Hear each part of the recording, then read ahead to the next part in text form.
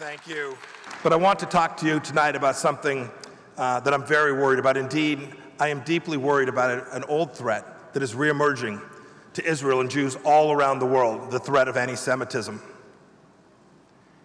It's a cancer metastasizing in the Middle East, in Europe, and indeed, sadly, here in the United States as well. And we made a little news. Every decent human being has the responsibility to fight anti-Semitism. It's an affront to religious liberty. It denies the rights of Jews to worship their God. It attacks what it means to be Jewish, ethnically and religiously. But Americans have a special responsibility to combat this scourge because religious freedom sits at the core of our founding. It's in our Bill of Rights. As the very first freedom, it's the essential freedom upon which all others that we enjoy here in America are built. This bigotry is taking on an insidious new form in the guise of anti-Zionism. It's infested college campuses in the form of the Boycott, Defest, and Sanction movement. It's discussed in our media. It's supported by certain members of Congress, I suspect none of whom are here tonight. Now don't get me wrong. Criticizing Israel's policies is an acceptable thing to do in a democracy. It's what we do. But criticizing the very right to exist of Israel is not acceptable. Thank you.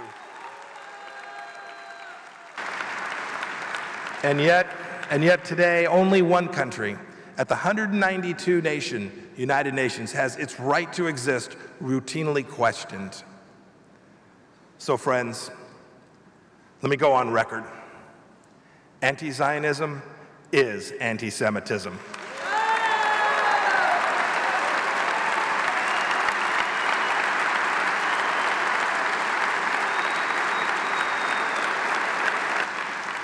But frankly, worst of all, some politicians think anti-Semitism can actually win them votes. And we have to correct the record. We all have an obligation to do so, because Israel should be admired, not attacked, embraced, not vilified, and emulated, not ostracized.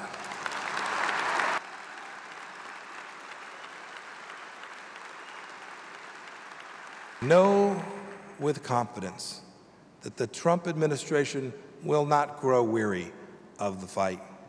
To abandon it would mean to abandon our principles. And as Secretary of State and as a Christian, I'm proud to lead American diplomacy to support Israel's right to defend itself. And I am proud to stand with the Jewish people and to champion the cause of religious liberty in Israel and in America.